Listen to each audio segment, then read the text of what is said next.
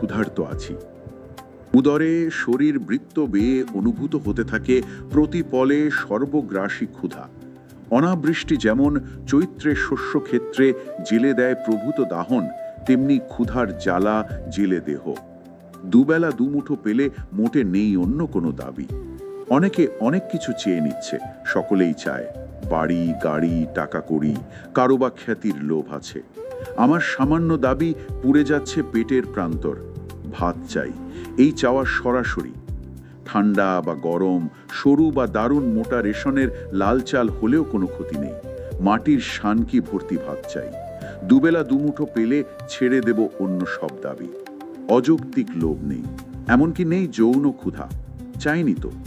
নাভি নিম্নে পরা শাড়ি, শাড়ির মালিক যে চায় সে নিয়ে যাক, যাকে ইচ্ছা তাকে দিয়ে দাও। জেনে রাখো, আমার ওসবের কোনো প্রয়োজন নেই। যদি না মেটাতে পারো আমার সামান্য এই দাবি, তোমার সমস্ত রাজ্য দখলজ্জ ঘটে যাবে। ক্ষুধার্তের কাছে নেই ইষ্টানিষ্ট আইন কানুন। সম্মুখে যা কিছু পাবো খেয়ে যাব অবলীলাক্রমে। থাকবে না কিছু বাকি, চলে যাবে হাভাতের গ্রাসে। যদি বা দৈবাত সম্মুখে তোমাকে ধরা পেয়ে যায়, রাক্ষসে ক্ষুধার কাছে উপাদেয় উপচার হবে। সর্বপরিবেশ গ্রাসী হলে সামান্য ভাতের ক্ষুধা ভয়াবহ পরিণতি নিয়ে আসে, নিমন্ত্রণ করে। দৃশ্য থেকে দ্রষ্টা অবধি ধারাবাহিকতা খেয়ে ফেলে।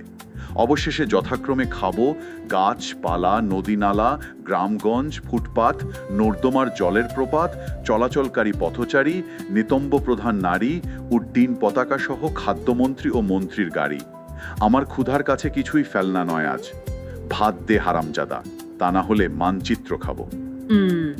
সত্যি অসাধারণ একটা আবৃত্তি ছিল। মানে যতবারই এই কবিতাটা শুনি গায়ে একদম কাঁটা দিয়ে ওঠে। আমি আজকের এই গভীর বিশ্লেষণে আপনার সাথে থাকতে পেরে সত্যি খুব আনন্দিত। আপনাকেও স্বাগতম।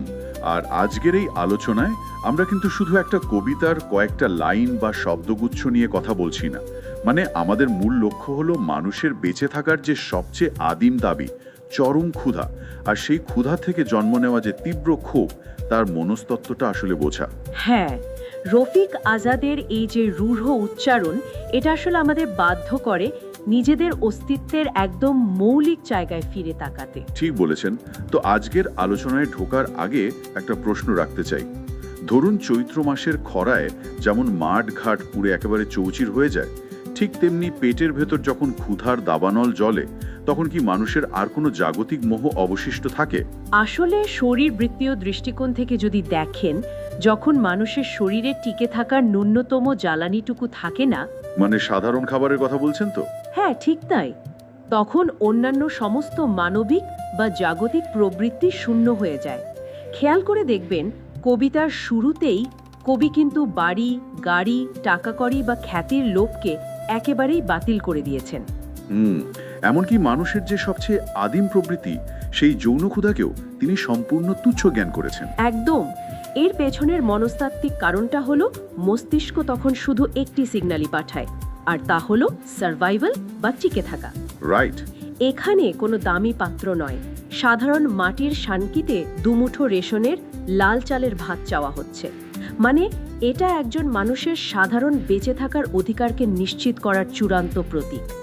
আচ্ছা, আমি বুঝতে পারছি যে বাঁচার তাগিদে ক্ষুধার্ত মানুষ বেপরোয়া হয়ে ওঠে, কিন্তু মানে একটা ব্যাপারে একটু খটকা লাগছে। দাবি না মেটালে নদী নালা, উড্ডীন পতাকা সহ খাদ্যমন্ত্রীর গাড়ি বা মানচিত্র খাওয়ার মতো একটা অবাস্তব রূপক কেন ব্যবহার করা হলো? বিষয়টা আসলে মানে এটা কি শুধুই অতিরঞ্জন নয়? কারণ ক্ষুধা লাগলে কেউ তো আর আক্ষরিক অর্থে আস্ত একটা গাড়ি চিবিয়ে খাবে না, তাই না?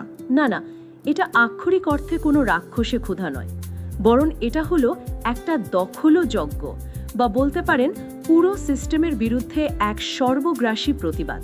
ও আচ্ছা। মানে ধরুন, যখন রাষ্ট্র তার নাগরিকদের অন্ন জোগাতে চরমভাবে ব্যর্থ হয়, তখন সেই রাষ্ট্রের আইন, প্রতিষ্ঠান বা ক্ষমতার যে প্রতীকগুলো থাকে, সেগুলো সাধারণ মানুষের কাছে তাদের সমস্ত বৈধতা হারিয়ে ফেলে। ব্যাপারটা অনেকটা এমন যে, ধরে নিন একটা বাড়িতে দাউ দাউ করে আগুন লেগেছে, আর বাড়িওয়ালা সেই জ্বলন্ত বাড়ির ভেতরে দাঁড়িয়ে ভাড়াটের কাছে ভাড়ার টাকা দাবি করছে। হ্যাঁ, অসাধারণ একটা উদাহরণ দিয়েছেন।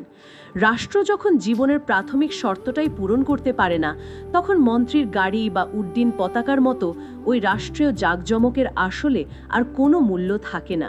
তার মানে এই খাওয়া শব্দটার অর্থ হলো সেই ব্যর্থ রাষ্ট্র কাঠামোকে সম্পূর্ণ অস্বীকার এবং ধ্বংস করা। ঠিক তাই।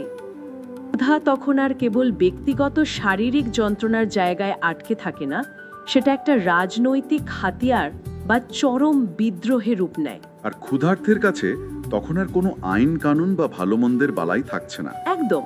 আর এই বিদ্রোহের সবচেয়ে ভয়ঙ্কর রূপটাই কিন্তু ফুটে ওঠে কবিতার সেই চূড়ান্ত লাইনে, ভাত দে হারামজাদা, তা না হলে মানচিত্র খাবো। কি সাংঘাতিক একটা লাইন। হ্যাঁ, কারণ মানচিত্র হলো একটা রাষ্ট্রের ভৌগোলিক অস্তিত্ব, তার সীমানা এবং কাঠামোর বিমূর্ত রূপ। যখন মানুষের নিজের শরীরই বাঁচার তাগিদে নিজেকে ভেতর থেকে খেতে শুরু করে, তখন রাষ্ট্রের এই বিমূর্ত সীমানা বা মানচিত্র তার কাছে শারীরিকভাবেই অর্থহীন হয়ে পড়ে। ঠিক।